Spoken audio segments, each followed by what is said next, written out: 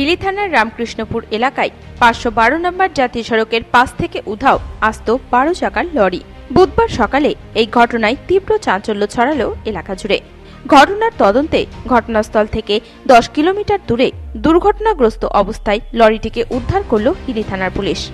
জানা গেছে, হিলি থানার বৈকুণ্ঠপুরের বাসিন্দা গোবিন্দ খটিক। তার গ্যারেজের ব্যবসা রয়েছে রামকৃষ্ণপুর এলাকায়। ওই গ্যারেজের সামনে একটি 12 চাকার লরি পার্কিং করে রাখা ছিল। বুধবার সকালে ওই লরির লোডিংয়ে যাওয়ার পরিকল্পনা ছিল।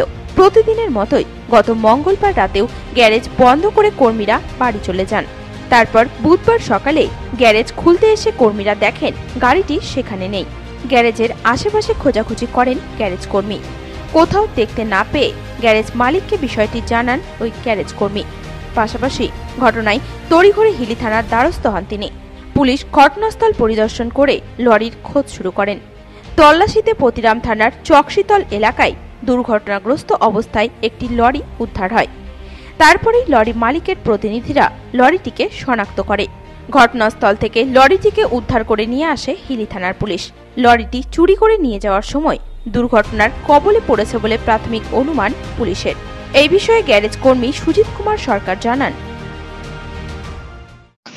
ঘটেছে কালকে রাত্রি 8টা সাড়ে 8টার সময় দোকান বন্ধ করে চলে যাওয়া হয়েছে। গাড়িকে তালা লক করে দিয়েছিলাম। তারপরে গাড়িটা রোডে যাওয়ার কথা ছিল। আজকে সকাল 7টার সময় এসে দেখি গাড়ি যে জায়গায় ছিল সেই জায়গায় গাড়িটা নেই।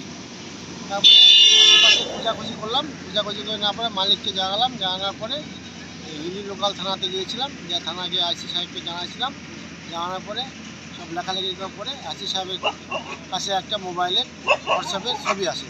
সেই ছবিটা আমাকে দেখায়। সেই ছবিটা দেখে আমি গাড়িটা চিনতে পারি। তারপরে জানতে পারলাম যে গাড়িটা চকশীতল জায়গায় আসে পাল্টি খায় আসে। এই পর্যন্ত আসে গাড়িটা এখানে আসে এই অবস্থায়। গাড়িটা কি চুরির উদ্দেশ্যে নিয়ে যাওয়া? চুরির উদ্দেশ্যে গাড়িটা নিয়ে যাওয়া হয়েছিল। না আমরা কাউকে ধরতে পারিনি, বুঝতেও পারিনি গাড়িটা কাকে ধরবো। কারা চুরি করলো বলে মনে করছেন? সেটা বলতে পারবো না দাদা। যারা চুরি করে। আপনি কি দোকানের স্টাফ? হ্যাঁ, আমি দোকানে গাড়ি দেখাশোনা ম্যানেজার। এদিকে পুরো ঘটনার তদন্ত শুরু করেছে হিলি থানার পুলিশ। হিলি থেকে বিশেষ প্রতিবেদন, নিউজ টুডে।